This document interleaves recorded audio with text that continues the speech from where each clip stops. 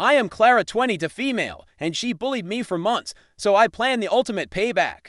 The idea of payback might sound harsh, but when someone systematically chips away at your confidence, isolates you, and turns your living space into a psychological battlefield, sometimes a quiet, well-executed plan is the only way to reclaim your peace. This wasn't just about getting even, it was about survival, about showing Bethany no. Veronica that I wouldn't be her victim. Our shared university apartment, which I had initially looked forward to as a new chapter of independence, quickly became my personal torment chamber, all thanks to Veronica. When we first moved in, she seemed friendly enough, we had mutual acquaintances, and she presented herself as outgoing and supportive. I'm a naturally introverted person, deeply focused on my computer science studies, and I hoped for a quiet, respectful living arrangement. My history with bullying wasn't new. In high school, I'd often been the target of snide remarks for being too smart or too quiet.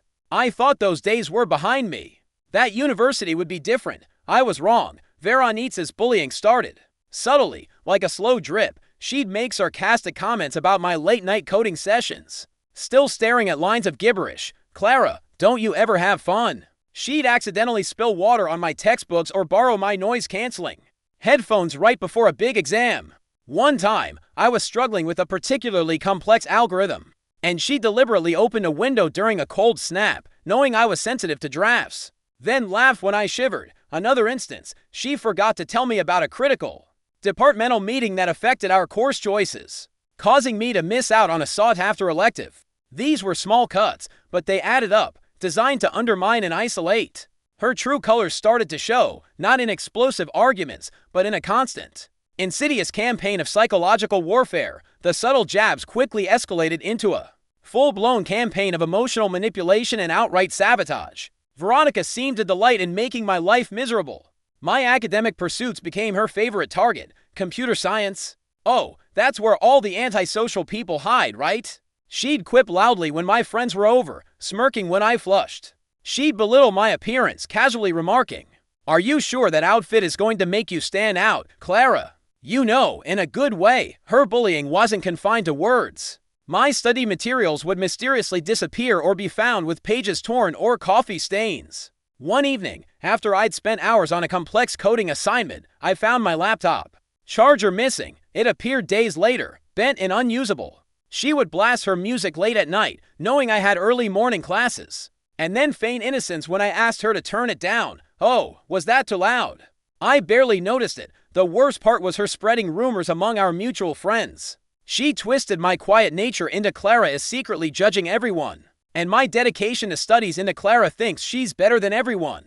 I'd find myself subtly excluded from group hangouts or receiving cold shoulders from people I thought were allies. Sam, my engineering friend, noticed the shift. "What's up with Veronica? Clara, she's been saying some weird stuff about you." He was the only one who seemed to see through her facade, which was a small comfort.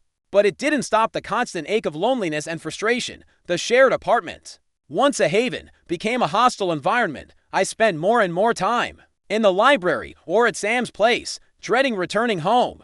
The betrayal of our initial friendly start, coupled with her relentless cruelty, pushed me to a breaking point. I was drained, exhausted, and my grades were starting to suffer under the constant stress. I couldn't endure it anymore. I had to do something.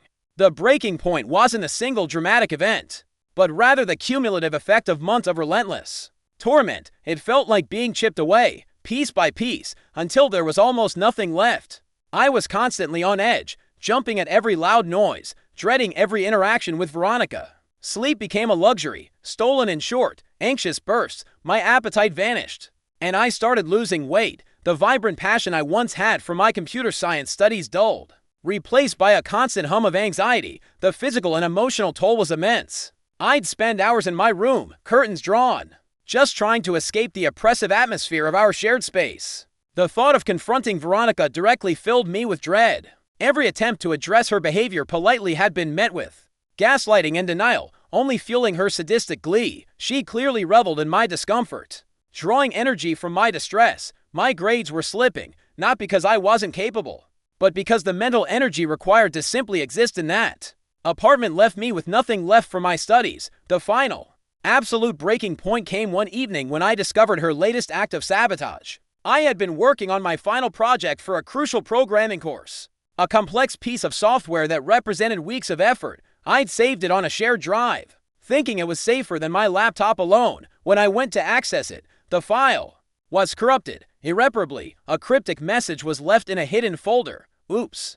Guess some files just disappear, don't they? Clara. It was undeniably Veronica. She had found a way to maliciously corrupt my work. Knowing how vital it was, I sat there, staring at the corrupted file, tears streaming down my face. Weeks of work, gone, my future academic prospects, jeopardized. But amidst the despair, a cold, hard ember ignited within me. This wasn't just bullying anymore. This was an attack on my entire future. She had crossed a line. And in that moment, the victim within me died, replaced by a fierce, unwavering resolve. I wasn't just going to survive, I was going to fight back. And I would use my skills, the very skills she mocked, to plan the ultimate payback. The corrupted project file was the match that lit the fuse. My initial despair quickly transformed into a cold, calculated fury. Veronica thought she was untouchable, that her digital sabotage would go unnoticed, unpunished. She underestimated a computer science major who had just had her entire semester's work obliterated. The emotional pain fueled my intellect, sharpening my focus. This wasn't about petty revenge. It was about exposing her true nature to the world, making her face the public consequences of her private cruelty. My plan needed to be sophisticated, undeniable, and impossible for her to deflect. It had to be publicly humiliating, leveraging her own superficiality against her, but without crossing any legal lines or causing physical harm. My computer science background gave me the tools, and my burning desire for justice gave me the motivation. I started by meticulously researching open-source intelligence awesome techniques. Veronica was obsessed with social media, constantly curating a perfect, often fabricated, online persona. This was her weakness. I began archiving all her public posts, noting inconsistencies, tracking her friends, many of whom I suspected were fake accounts she used to boost her perceived popularity, and analyzing her digital footprint. I discovered her habit of buying followers and likes, inflating her online influence. I also found older, forgotten profiles where her true, unfiltered, and often ugly opinions were laid bare. My ultimate payback blueprint centered around creating a satirical expose. I decided to build a simple, anonymous website. This website would host an interactive game or quiz that, at first glance, seemed harmless and fun, designed to go viral within the university community. But subtly, through carefully crafted questions and scenarios, it would draw directly from Veronica's documented words and actions without explicitly naming her, but making it undeniably clear to anyone who knew her. For example, a question might be, which of these quotes about antisocial computer science majors sounds like something a certain marketing student would say, followed by a choice of quotes, all subtly altered versions of Veronica's actual remarks. Another game element might involve matching exaggeratedly perfect social media posts to the reality of student life, where Veronica's most fabricated achievements would be the focus. The site would also include a hidden gem section, accessible only after completing the game, which would display a curated collection of her most egregious, unedited comments from obscure forums and the evidence of her bot followers. The goal was to paint a clear picture of her hypocrisy and meanness, letting her own words and digital actions be her undoing. I knew this would spread like wildfire through the university's online groups, especially among those who had already suspected her phoniness. Sam, my engineering friend, became my silent confidant.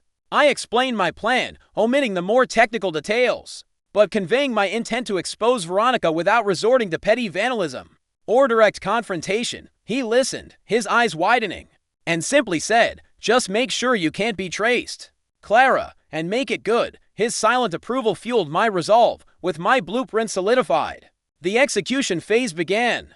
I spent every spare moment meticulously coding and compiling, feeling a strange mix of exhilaration and cold determination. My computer science skills, once a target of Veronica's ridicule, were now my most potent weapon. First, I secured an anonymous domain and hosting service, ensuring no direct link to me. My knowledge of network security and privacy protocols, usually applied to academic projects, was now put to a very personal use. I masked my IP address, used encrypted communication channels, and created a complex web of disposable accounts to set up the website and disseminate it. The website itself was a marvel of satirical design, The user interface was clean and engaging, designed to draw people in. The game was a series of multiple-choice questions, each one subtly crafted to highlight Veronica's hypocritical statements or exaggerated accomplishments. For example, one question would present several scenarios of ideal roommate behavior versus actual roommate behavior, with one option being a thinly veiled description of Veronica's noise disruptions or deliberate sabotage. Another section involved matching social media posts to their behind-the-scenes reality, showing her heavily filtered photos next to a description of the messy, disrespectful environment she created. The language was witty and biting, designed to elicit knowing laughter from anyone familiar with Veronica's antics, without ever explicitly naming her. The hidden gem section, accessible only after completing the main game, was where the real expose lay. Here, I displayed anonymized screenshots of her most cutting remarks from obscure online forums, where she thought she was safe, complaining about stupid, nerdy classmates and ugly, try-hard girls. I also presented the data showing her bought social media followers, showcasing the stark contrast between her public image and the fabricated reality. I made sure to blur any identifying information that wasn't directly relevant to her behavior, focusing solely on her words and actions. Once the site was perfect, I initiated the launch. I created several anonymous social media accounts, strategically targeting university student groups and popular campus forums. I posted intriguing, seemingly innocent links to the website, accompanied by captions like, "Think you know your classmates? Take this fun quiz and find out." And ever wonder what really goes on behind those perfect Instagram posts? I watched, holding my breath, as the first clicks started rolling in. The website's analytics confirmed it was spreading rapidly. Messages started appearing on campus forums, initially puzzled, then quickly turning into knowing laughter and shocked realizations. "Oh my god, this is totally about Veronica," one user commented. "The noisy roommate part is spot on." Another added, "My payback was no longer just a plan, it was a digital wildfire." And Veronica had no idea her carefully constructed world was about to come crashing down. The website spread through the university like wildfire. Within hours, it seemed everyone was talking about the campus truth quiz. The anonymous nature of the site, coupled with the undeniable accuracy of its thinly veiled references, made it instantly viral. Screenshots of the quiz questions and the hidden gem section flooded social media. Students who had been victims of Veronica's subtle cruelty, or simply seen through her facade, suddenly had a collective voice. I kept a low profile, feigning ignorance when classmates discussed it, but inside, I felt a quiet satisfaction. I saw Veronica's name pop up in hushed whispers, then in more open discussions. Her meticulously curated online persona, which she had used as a shield and a weapon, was crumbling before her eyes. Friends she had manipulated began to distance themselves. Her fan club of bought followers and superficial acquaintances evaporated. The most satisfying moments were witnessing the direct consequences. Veronica, usually loud and confident, started becoming noticeably quieter, her swagger replaced by a nervous energy. I overheard conversations in the common areas where people were directly referencing the quiz and making thinly veiled remarks about her. Her marketing class, where she usually excelled at presentations, saw her stammering and losing her composure. The true moment of reckoning came when a group of former mutual friends, armed with screenshots of the website, confronted her directly. In the student lounge, I wasn't there, but Sam later recounted the scene. "It was brutal, Clara," he told me, a hint of awe in his voice. "They showed her the hidden gem stuff, her old forum posts, the bought followers. She tried to deny it, tried to spin it, but her own words were right there." She turned bright red, then stormed off. The public humiliation was undeniable. Her reputation, once built on a foundation of lies and manipulation, was shattered. She became an outcast, the subject of whispers and side-eyes wherever she went. The relentless bullying she had inflicted on me was now, ironically, directed back at her. A consequence of her own actions. She had sown the seeds of disrespect and deceit, and now she was reaping the bitter harvest. The aftermath of the campus truth quiz was profound. Within a week, Veronica, unable to face the constant scrutiny and social ostracization, moved out of our shared apartment without a word. Her departure left a palpable sense of peace in the apartment.